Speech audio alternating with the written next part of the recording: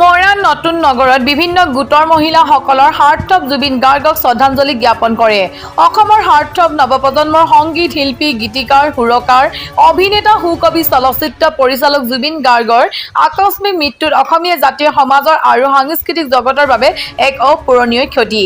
তেখেতৰ মৃত্যুৰ খবৰে অসমীয়াৰ হৃদয় জোকাৰি যোৱাৰ লগতে মৰাণ বেজৰ চুক বঙালী গাঁৱৰ মহিলা গোট কুঁহিপাত, কিৰণ আৰু নিৰিবিলিৰ প্ৰতিগৰাকী সদস্যক বাকৰুদ্ধ আৰু মৰ্মাহত কৰিছে।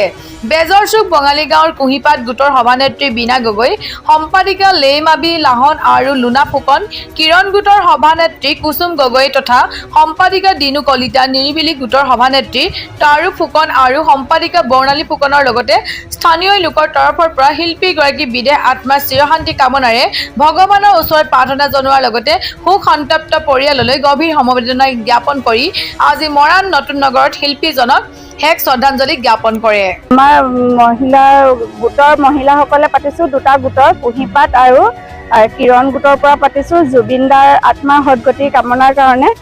আমাৰ মানে চবৰে অসমৰ জুবিন দা আমাৰ মাজৰ পৰা আজি নাইকিয়া হৈ গৈছে। আমি মানে কালিৰ পৰা সকলোৱে আমি ইয়াত মানে শ্ৰদ্ধাঞ্জলি জনাইছোঁ। তেওঁ যাতে য'তে আছে ভালে থাকক, কুশলে থাকক। তেওঁ জুবিন দা মানে আমাৰ মাজলৈ আকৌ উভতি আহক তাৰে কামনা কৰিছোঁ। ক'বলৈ যিহেতু ভাষা নাই, সকলোৱে গম পাইছে, সকলো পৃথিৱীৰ ৰাইজে গম পাইছে। আমাৰ যিহেতু হিয়াৰ আমঠু আমাৰ এজন সম্পদ নাইকিয়া হৈ গৈছে। আজি 3 দিন হ'ল, বহুত দুখত আছোঁ। মানে কি ক'ম ভাবিয়ে পোৱা নাই।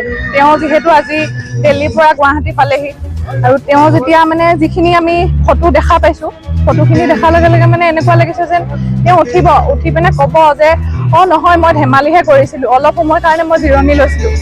আচলতে সেইখিনি কথা ভাবিয়ে মানে গোটেই দিনটো পাৰ হৈছে। আজি 3 দিন একো মানে কি ক'ম তাকে মই ভাবিয়ে পোৱা নাই।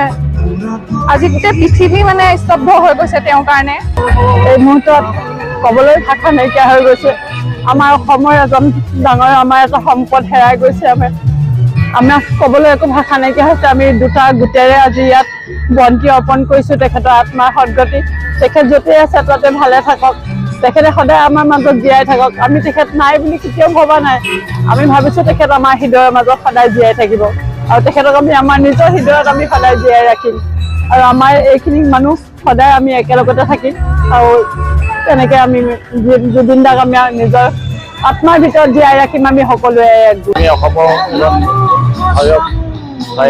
শিল্পী হোৱাইছোঁ আৰু ভৱিষ্যতে আমি তেওঁৰ নাপাওঁ। তেওঁক হেৰুৱাই পিনে আমি বহুতো দুখিত হৈছোঁ আৰু যেন তেনেকুৱা দুৰ্ঘটনা নহয় সেইটোৱে কামনা কৰিছোঁ।